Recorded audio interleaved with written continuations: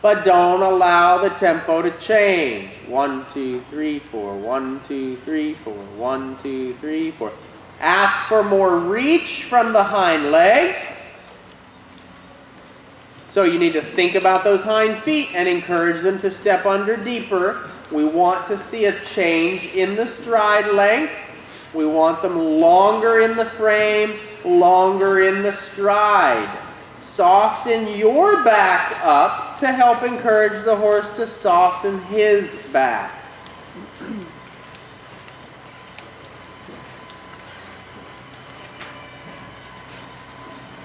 Good. Insist on that stretch, Christine. Don't allow her to look to the outside now, okay? Shorter with your inside now.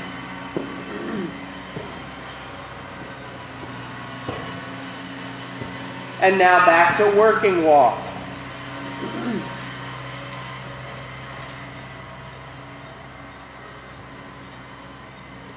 Now let's think about half halt. Can anyone tell us what a half halt is? Chris wants to tell us. No, go ahead. Oh. They paid, I didn't. I'm sorry? A squeeze and release on the reins. What's the purpose of it?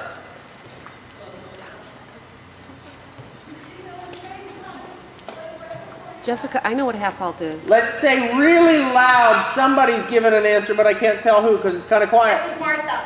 Martha. To signal the change is coming. To signal that a change is coming. I like that. Anybody else? Amanda said to prepare for a downward transition. To prepare for a downward transition. Okay. Anybody else? Anybody in the peanut gallery? Collection. All of those answers are correct. That sucks. But not all completely. Chris, what's your answer? I don't know. Oh, you don't have one? No. I thought you had one. I didn't pay.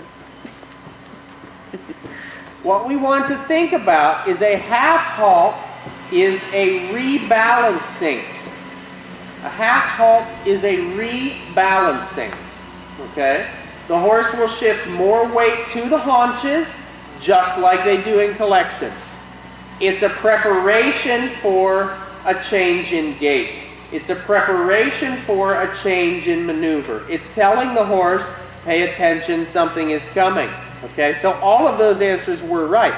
The idea is that the half halt is a rebalancing.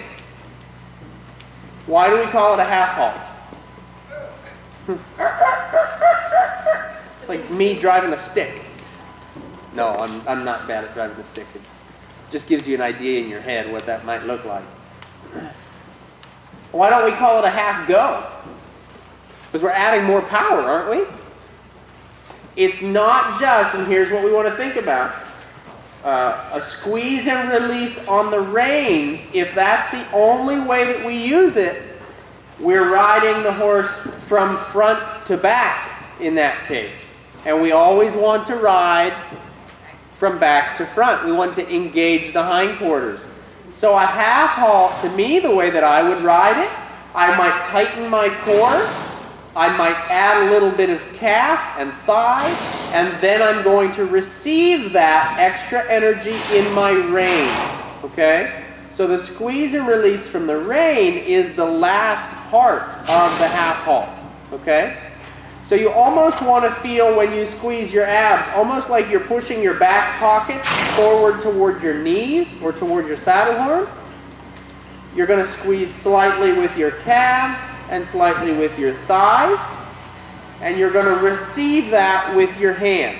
Okay? So abs, legs, hands. It's a cycle. Does that make sense? And you'll feel that from your horse. You'll feel his front end, and you should feel the back end come up underneath you. Does that make sense? Does anyone know what a schooling halt is? Has anyone heard of a schooling halt?